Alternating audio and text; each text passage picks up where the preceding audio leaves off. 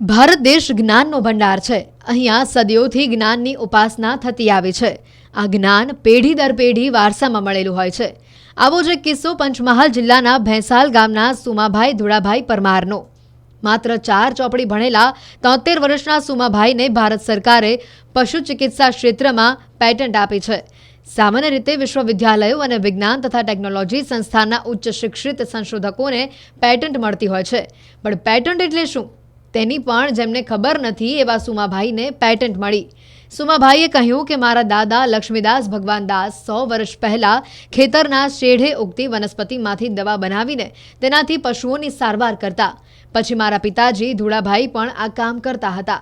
તેઓ છેલ્લા 40 વર્ષથી દેશી દવા બનાવીને પશુઓની વિનામૂલ્યે સારવાર કરે છે।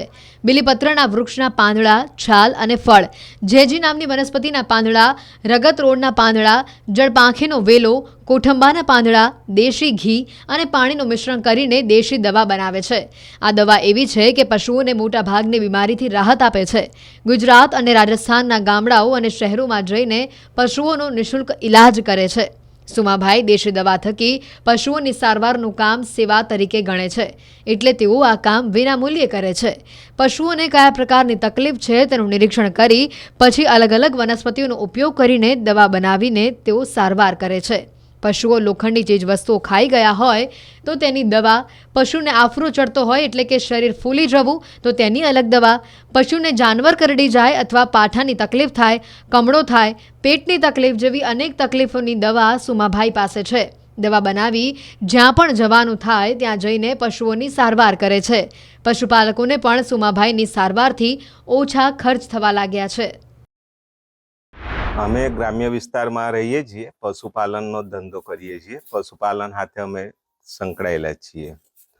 હવે અમે ગામડામાં રહીએ એટલે પશુઓ જ્યારે પણ બીમાર થાય ત્યારે અમે ડૉક્ટરને બોલાવીએ, તૈયારીમાં વિઝિટ નોંધાવીએ, આવે ના આવે તે છતાંય થોડો ખર્ચો વધી જાય છે। પણ અમારા ગામડા લેવલે અમારા એક નજીકમાં ભેંસાલ ગામના સોમાભાઈ ધુડાભાઈ પરમાર કરીને છે, તેઓ આયુર્વેદિક દવાના જાણકાર છે।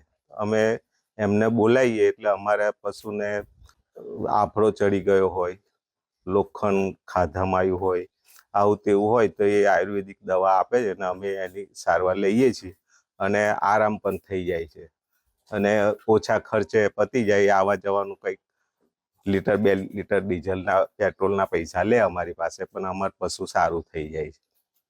દવાના કોઈ પણ ચાર્જ નથી લેતા, પણ હવે થોડું દૂરથી આવવાનું એટલે પેટ્રોલના પૈસા લે છે અમારી પાસે, બીજું કંઈ નહીં। અમારા ઢોર કે આ તે ગમે તે બીમાર થઈ ગયો હોય તો અમે વિઝિટ બોલાવીએ છીએ, આ તે કરીએ છીએ, પણ એમાં ખર્ચ થોડો વધી જાય છે। તો અમે ગ્રામ્ય લેવલમાં એક ભેંસાલ ગામના છે સોમાભાઈ પરમાર, એમને અમે બોલાવીએ છીએ।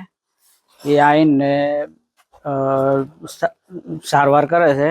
એમાં અમારા ઢોર બહુ બધું છે એ સારું થઈ જાય છે અને એમાં અમારો ખર્ચ બી વધારે થતો નથી અને ખર્ચો લેતા પણ નથી અને આવવા જવાનો ખાલી ખર્ચો લે છે। અગર લોખંડ ગયો તો એના માટે દવા આલું, આફરો સડેલો હોય તેના માટે દવા આલું, ગમે એવા પ્રકારનો દર્દ હોય, અગર એના પિત્ત રોગ હોય આખો શરીરની તો પણ બાકી દવા હું આવીને બનાવીને જાતે હું રોગ જોઉં પછી હું દવા કાઢીને આપું। મારા બાપ દાદાથી આ બનાવેલા છે એ પ્રમાણે મેં મારા બાપ દાદાએ બતાવેલી પ્રમાણે હું દવાઓ આપ્યા કરું। લોકો ઘણા દૂર ના આવે, બાલાસિનોર તાલુકાના, કપરાન તાલુકાના આવે, મોડાસા બાજુના આવે, લુણાવાડા બાજુના આવે, મારા દાહોદ જિલ્લાના આવે પણ બી આવે, બારિયા તાલુકાના આવે। દવાનો પૈસો પછી ખર્ચ નહીં લેતો હું। સીટા પર જવાનું થાય તેવા ભાડું ભરી લે છે, ભાડું ભરી મૂકી જાય।